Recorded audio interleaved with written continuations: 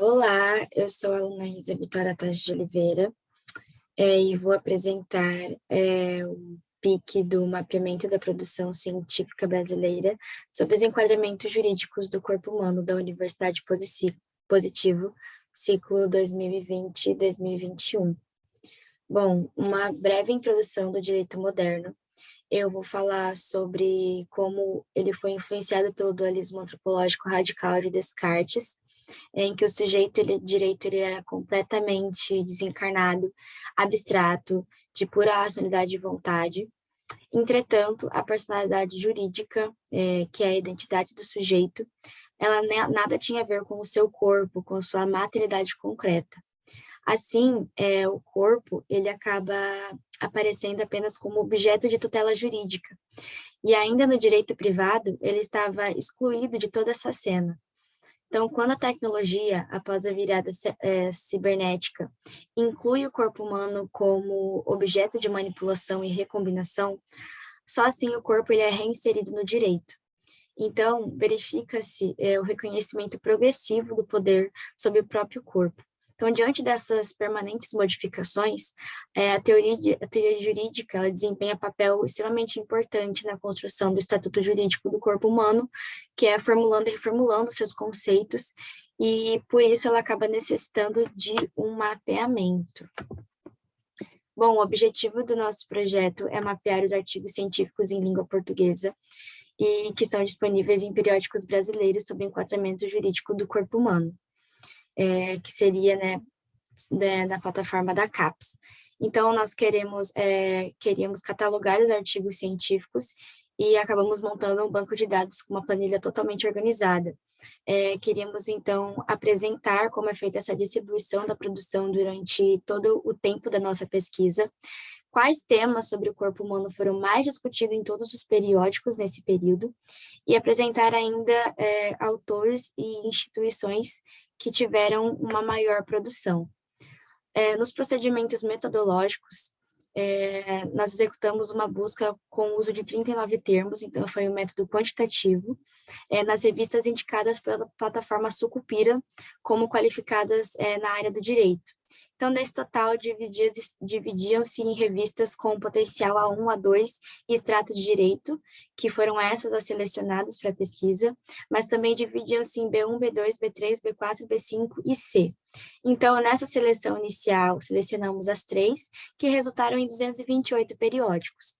Então, nós definimos o campo de atuação da pesquisa em apenas periódicos nacionais, o que resultou em 42 periódicos. E relacionados à discussão sobre o corpo, então, foram encontrados 104, tendo alguns deles sendo selecionados repetidamente, pois então eles se encaixavam em mais de uma categoria de termo buscado, o que totalizaram 167 periódicos. Algumas observações importantes, que de todos os termos procurados foram com e sem o uso de aspas, tendo o seu sucesso com o uso de aspas, e 228 periódicos percebeu-se, então, que os ISSNs repetidos, e que, portanto, só foram adicionados seus artigos uma vez na planilha. E algumas revistas, elas são denominadas como online ou impresso, então elas tinham o seu endereço diferente, mas quando pesquisadas, via-se que se tratava de busca no mesmo site, inclusive com os mesmos resultados. Então, dessa maneira, foi selecionada apenas uma forma delas, ou a impressa ou a online, para estar constando na planilha Excel. Bom, alguns resultados importantes que na regulação, que uma vez que a normatização da jurisprudência ela é recente, no Brasil, um conjunto legislativo que enfrenta os desafios das aplicações técnico-científicas ao humano, que só acabaram aparecendo na década de 90, acabou sendo um ambiente pós-constituição, então, que acabou tratando de questões como o transplante de órgãos, comercialização de órgãos e tecidos humanos. Então, essa década de 90 foi muito importante nessa questão de normatização do direito no corpo humano. E sobre a regulação presente no Código Civil, ela acaba tendo um enfoque na indisponibilidade sobre o próprio corpo, em em oposição ao amplo reconhecimento da autonomia privada nas relações patrimoniais que nós temos no Código Civil. Então, a pesquisa demonstra que as discussões acadêmicas, ela acompanhou essa significativa profusão da normatização da jurisprudência, como foi demonstrado no ciclo anterior do PIC, o que então aumentou muito nos últimos anos. Como o gráfico mostra, houve um decréscimo em 2021, mas ocorreu apenas por causa do tempo da coleta da pesquisa, que foi apenas nos primeiros anos. Bom, esse gráfico 2, ele mostra já a contagem de publicações por área. Então, é possível verificar que, apesar de ser um tema extremamente importante, com situações concretas e abundantes, a discussão teórica sobre o corpo humano e o direito ainda conta com uma produção científica muito escassa nos estratos mais elevados de qualificação, e com os artigos científicos publicados em revistas fora da área do direito, que são muito maiores do que na própria área do direito. No terceiro gráfico, nós temos a contagem de publicação dos termos de busca, né? Por fim, que foi a busca pelos subtemas relacionados com o corpo humano e o direito, que foi o objeto da produção.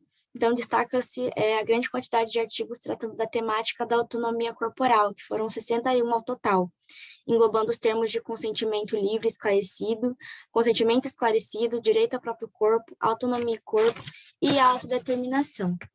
Bom, e aqui como conclusão nós temos a crescente discussão sobre a temática, porém que o número de artigos científicos em revistas com alta qualificação da área do direito da CAPES não é abundante, não é grande.